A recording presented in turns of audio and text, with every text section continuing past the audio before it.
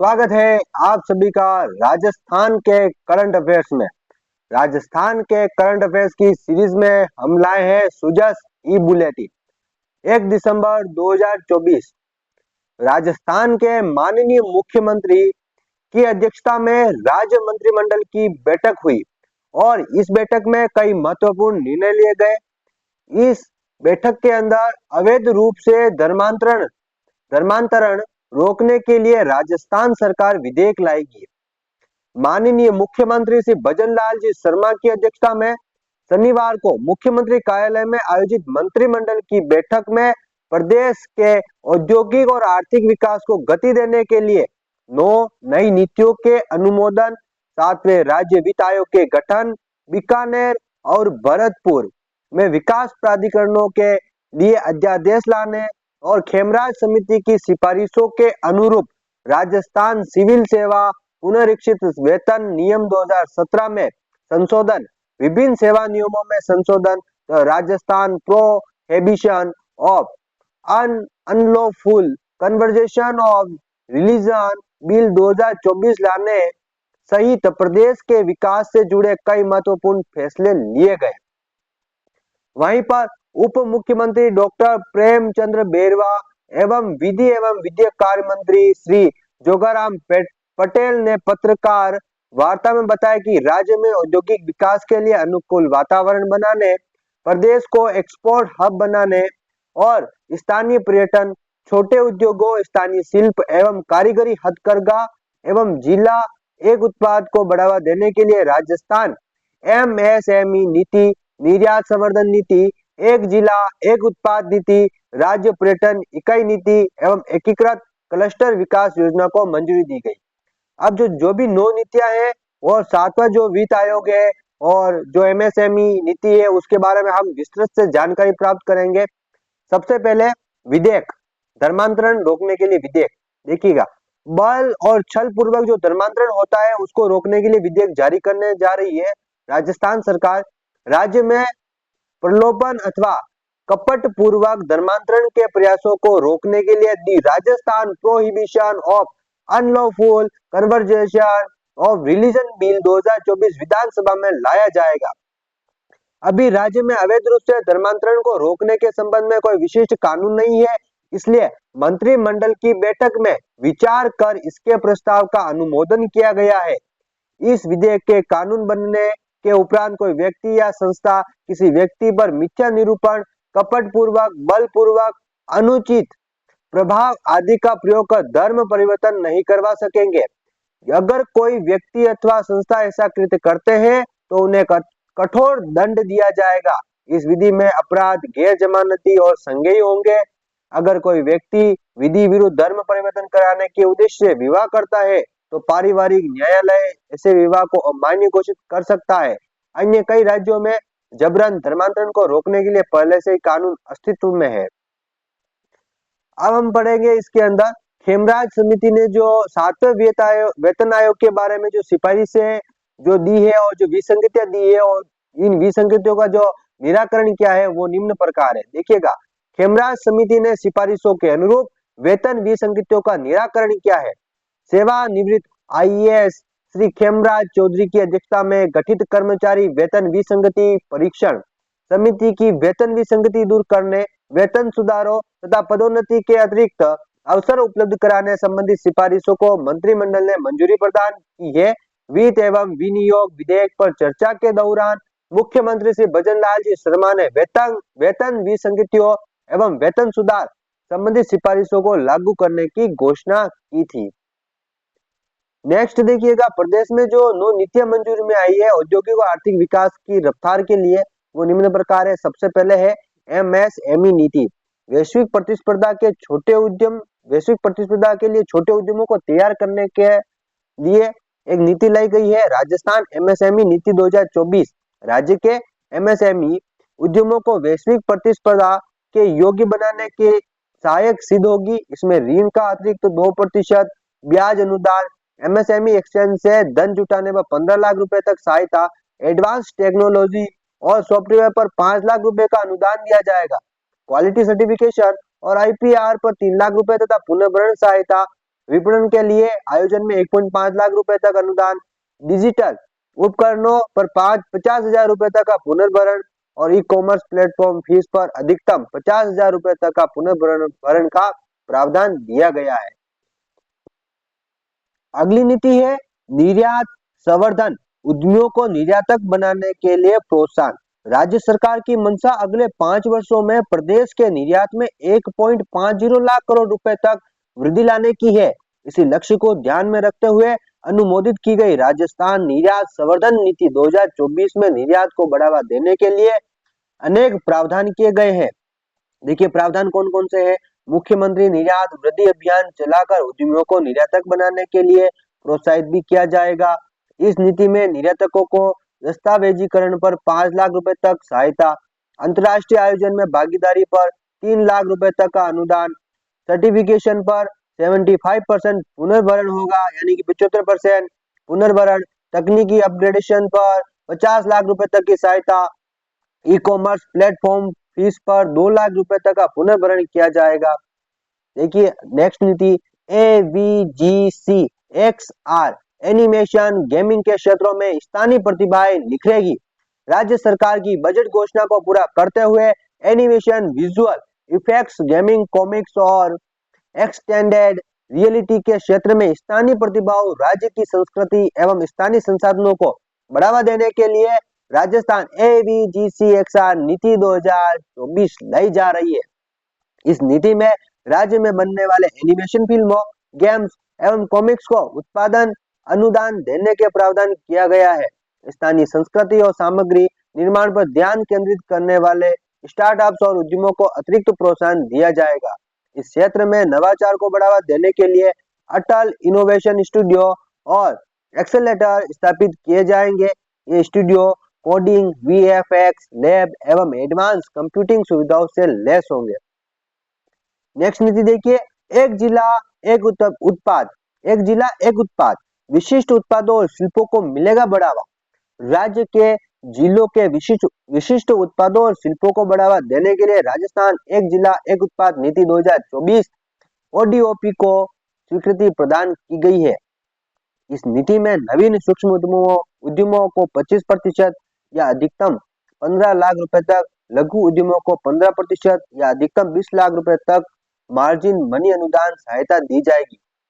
ODOP नीति में सूक्ष्म और लघु उद्यमों को एडवांस टेक्नोलॉजी और सॉफ्टवेयर पर 5 लाख रुपए तक अनुदान, क्वालिटी सर्टिफिकेशन और IPR पर 3 लाख रुपए तक का पुनर्भरण, विपणन आयोजनों में भाग लेने के लिए 2 लाख रुपए तक की सहायता, ई कॉमर्स प्लेटफॉर्म फीस पर 1 लाख रुपए प्रति वर्ष का 2 साल तक पुनर्भरण, कैटलॉगिंग और ई कॉमर्स वेबसाइट विकास के लिए 75,000 रुपए तक का एक मुश्त सहायता दी जाएगी। नेक्स्ट नीति देखिए राजस्थान एकीकृत स्वच्छ ऊर्जा नीति। इस नीति में अक्षय ऊर्जा क्षमता को 125 गीगावाट बढ़ाने का लक्ष्य है। अक्षय ऊर्जा के राष्ट्रीय लक्ष्यों के अनुरूप वर्तमान अक्षय ऊर्जा नीति, बायोमास एवं वेस्ट टू एनर्जी नीति, ग्रीन हाइड्रोजन नीति के प्रावधानों तथा ऊर्जा भंडारण के नवीन प्रावधानों को सम्मिलित करते हुए राजस्थान स्वच्छ ऊर्जा नीति 2024 का अनुमोदन किया गया है। नई नीति में 2030 तक अक्षय ऊर्जा को 125 गीगावाट तक बढ़ाने, फ्लोटिंग, रिजर्वायर, टॉप और केनाल टॉप सौर ऊर्जा परियोजनाओं को बढ़ावा देने, पंप स्टोरेज प्रोजेक्ट सहित बड़ी जल विद्युत परियोजनाओं और 8 मार्च 2019 के बाद शुरू हुई छोटी जल विद्युत परियोजनाओं को शामिल करने और नेट मीटरिंग व्यवस्था को 80% ट्रांसफॉर्मर क्षमता तक सोलर रूफटॉप लगाने की अनुमति दी गई। नीति में बायोगैस, बायो CNG के प्रोत्साहन और वर्ष 2030 तक 2000 KTPA ग्रीन हाइड्रोजन उत्पादन के लिए ग्रीन हाइड्रोजन वैली की स्थापना और न्यूनतम 1 गीगा के इलेक्ट्रोलाइजर मैन्युफैक्चरिंग यूनिट स्थापित करने का लक्ष्य रखा है। देखिए अगली नीति है राजस्थान खनिज नीति। रोजगार सृजन और राजस्व में बढ़ोतरी होगी। इस नीति से राज्य बजट घोषणा को पूरा करते हुए कैबिनेट द्वारा स्वीकृत राजस्थान खनिज नीति 2024 प्रदेश में खनन आधारित उद्योगों, औद्योगिक निवेश, युवाओं और स्थानीय लोगों को रोजगार और राजस्व में बढ़ोतरी के साथ ही अवैध खनन गतिविधियों पर रोक लगाने में कारगर साबित होगी। इस नीति में मिनरल डायरेक्टरी और सैंड पोर्टल पोर्टल विकसित कर बजरी खनन में पारदर्शिता लाने और अप्रधान खनिजों के रियायत नियम सरल बनाने पर जोर दिया है। देखिए नेक्स्ट नीति राजस्थान एम सैंड नीति, बजरी के सस्ते विकल्प को बढ़ावा देना। राजस्थान एम सैंड नीति 2024 का मंत्रिमंडल द्वारा अनुमोदन किया गया। इस नीति में प्रदेश में एम सैंड इकाइयों की स्थापना और बजरी के सस्ते विकल्प के रूप में एम सैंड के उपयोग को बढ़ावा देने पर जोर दिया गया। एम सैंड इकाई की स्थापना के लिए 3 साल के अनुभव, 3 करोड़ रुपए की नेटवर्थ, 3 करोड़ रुपए के टर्नओवर की बाध्यता समाप्त की गई है। नेक्स्ट नीति देखिए राजस्थान पर्यटन इकाई नीति, पर्यटन में नई संभावनाओं के द्वार खोलने वाली है यह नीति। राजस्थान पर्यटन इकाई नीति 2024 का मंत्रिमंडल की बैठक में अनुमोदन किया गया है।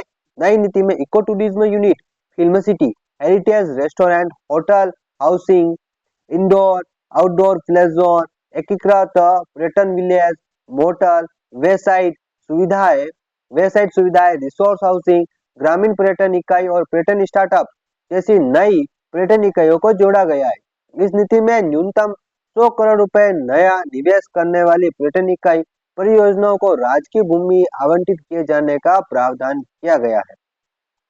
नेक्स्ट देखिए मेट्रो परियोजनाओं के लिए जेवी अब केंद्र और राज्य सरकार के बीच में।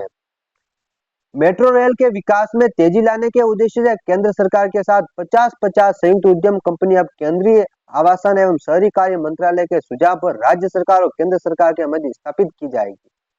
राज्य मंत्रिमंडल द्वारा पूर्व में केंद्र सरकार और वर्तमान में जेएमआरसी बीच संयुक्त उद्यम कंपनी बनाने के प्रस्ताव और अनुमोदन किया गया था।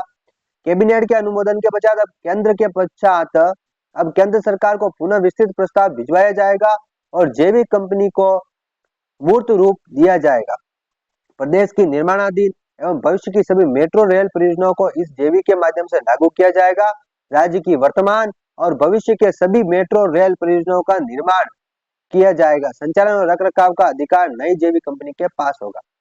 7वें राज्य वित्त आयोग का भी गठन किया जाने वाला है। पंचायती राज्य संस्थाओं एवं नगर पालिकाओं के लिए 7वें राज्य वित्त आयोग के गठन के प्रस्ताव का अनुमोदन किया गया। इस आयोग की अवार्ड अवधि 1 अप्रैल 2025 से 31 मार्च 2030 तक है। भूजल विभाग की पदोन्नति समिति में बदलाव। राजस्थान भूजल सेवा नियम 1969 एवं राजस्थान भूजल अधीनस्थ सेवा नियम 1973 में विभागीय पदोन्नति समिति के सदस्यों एवं उप सचिव कृषि विभाग के स्थान पर उप सचिव भूजल विभाग के सम्मिलित करने के संशोधन को मंजूरी दी गई है। पूर्व में भूजल विभाग का प्रशासनिक विभाग कृषि विभाग था, लेकिन वर्तमान में यह एक अलग विभाग है। इसे देखते हुए यह संशोधन आवश्यक था। पीएचईडी के वरिष्ठ प्रयोगशाला सहायक के पद पर अनुभव का प्रावधान हटाया गया।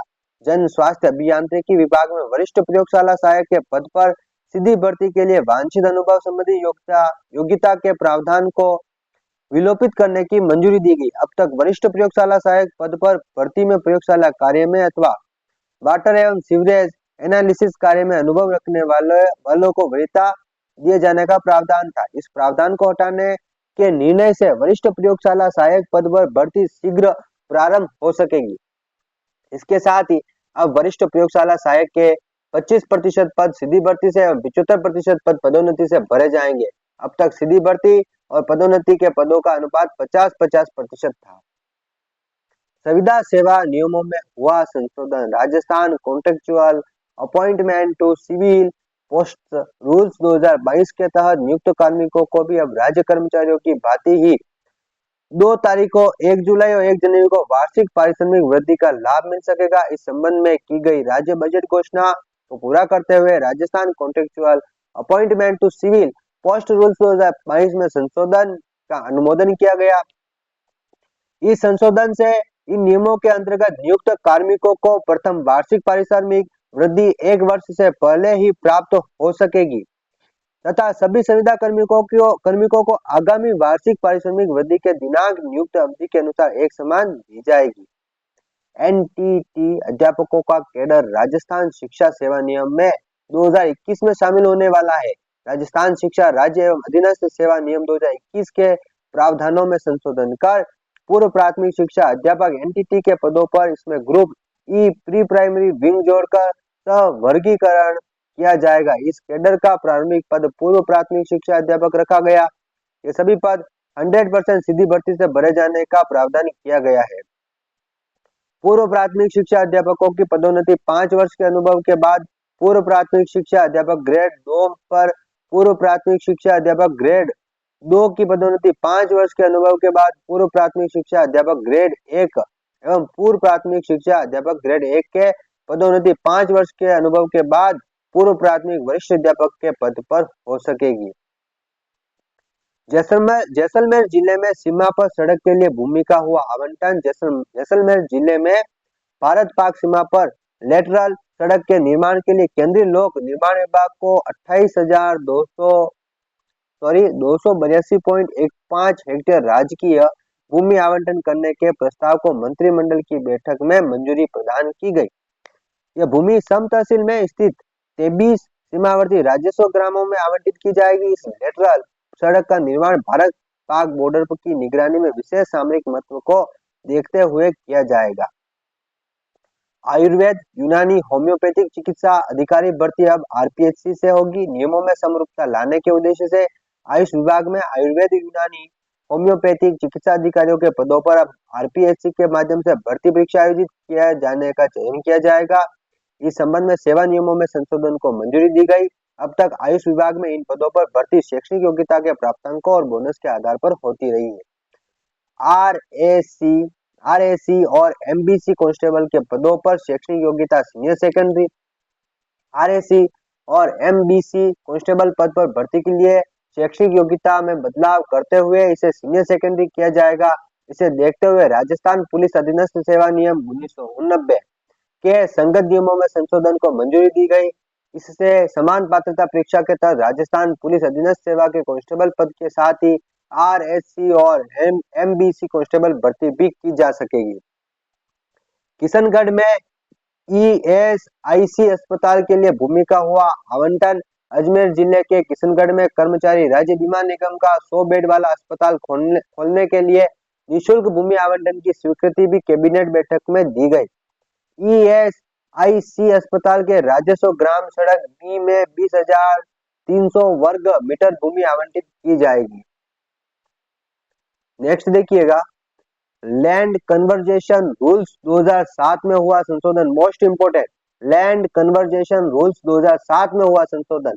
वर्तमान में SC/ST वर्ग के व्यक्तियों को राजस्थान भू राजस्व ग्रामीण क्षेत्रों में कृषि भूमि का अकृषि प्रयोजनार्थ सम परिवर्तन नियम 2007 के नियम 6B का लाभ नहीं मिल पाता है। काश्तकारी अधिनियम 1955 की धारा 42C के प्रावधानों के कारण अनुसूचित जाति, अनुसूचित जनजाति के किसान अपनी कृषि भूमि को अक्षय ऊर्जा परियोजना विकासकर्ता को लीज पर नहीं दे सकते हैं। इसे देखते हुए मंत्रिमंडल ने राजस्थान भू राजस्व ग्रामीण क्षेत्रों में कृषि भूमि का अकृषि प्रयोजनार्थ सम परिवर्तन नियम 2007 में संशोधन को मंजूरी दी गई। इस संशोधन के बाद SC/ST वर्ग के काश्तकारों की कृषि भूमि को solar plant, solar power plant, wind farm और विंड पावर प्लांट के लिए कन्वर्जेशन करवाए जाने पर जो तक रिकॉर्डेड पहुंच मार्ग होने की अनिवार्यता की बजाय ऐसे काश्तकार की पहुंच मार्ग होने बाबत स्वघोषणा पर्याप्त होगी। इसी तरह देय कन्वर्जेशन शुल्क में छूट का प्रावधान भी किया जाएगा। नेक्स्ट देखिएगा, माननीय मुख्यमंत्री भजन लाल जी शर्मा ने चौथा संकल्प किया कि राइजिंग राजस्थान में विद्यार्थियों को ग्लोबल एक्सपोजर मिलेगा। मुख्यमंत्री श्री भजन लाल जी शर्मा ने rising Rajasthan global investment summit को सफल बनाने के लिए 10 दिनों तक प्रत्येक दिन एक नए संकल्प लेने की पहल की है। इसी कड़ी में मुख्यमंत्री ने रविवार को चौथा संकल्प लेते हुए राइजिंग राजस्थान समिट में प्रदेश के 350 विद्यार्थी स्वयंसेवकों को ग्लोबल एक्सपोजर प्रदान कर सशक्त बनाया। साथ ही देखिएगा, महत्वपूर्ण न्यूज है ये, 3 दिवसीय जो कुंभलगढ़ उत्सव है उसका आगाज होने जा रहा है। पर्यटक झूम उठे हैं। राजस्थान के राजसमंद के कुंभलगढ़ उत्सव का रविवार को पर्यटन विभाग और जिला प्रशासन के संयुक्त तत्वाधान में शुभारंभ हुआ है। सुबह 11 बजे हल्ला पोल से कुंभलगढ़ किले तक भव्य शोभा यात्रा निकाली गई। इसमें पारंपरिक वेशभूषा में कलाकारों ने राजस्थानी लोक संस्कृति की झलक पेश की। पहले दिन पर्यटकों ने पारंपरिक और सांस्कृतिक प्रस्तुतियां का खूब आनंद लिया। नेक्स्ट अंतिम अपनी जो न्यूज है करंट अफेयर्स की वो देखिएगा। मुख्यमंत्री ने माइक्रोन इंडिया के प्रतिनिधि मंडल से मुलाकात की। मुख्यमंत्री श्री भजन लाल जी शर्मा ने शनिवार को मुख्यमंत्री निवास पर माइक्रोन इंडिया के प्रतिनिधि मंडल से मुलाकात की। प्रतिनिधि मंडल ने मुख्यमंत्री को गुजरात में लगाए जा रहे हैं सेमीकंडक्टर प्लांट के बारे में जानकारी दी। इस दौरान प्लांट में राजस्थान से कुशल इंजीनियर, टेक्नीशियन और ऑपरेटर्स को रोजगार के अवसर उपलब्ध कराने के संबंध में विस्तृत चर्चा हुई। श्री शर्मा ने कहा कि राजस्थान का युवा तकनीकी एवं उच्च शिक्षा ग्रहण कर अपने कौशल एवं कार्य कुशलता से हर क्षेत्र में विशिष्ट पहचान बना रहा है। इस दौरान प्रमुख शासन सचिव उद्योग एवं वाणिज्य श्री अजिताभ शर्मा, प्रमुख सचिव, मुख्यमंत्री इत्यादि वहां पर उपस्थित रहे। इसी के साथ आज के करंट अफेयर्स में इतना ही। अगले नेक्स्ट वीडियो में मिलेंगे नेक्स्ट करंट अफेयर्स के साथ जो 2 दिसंबर का रहेगा। इसी के साथ धन्यवाद।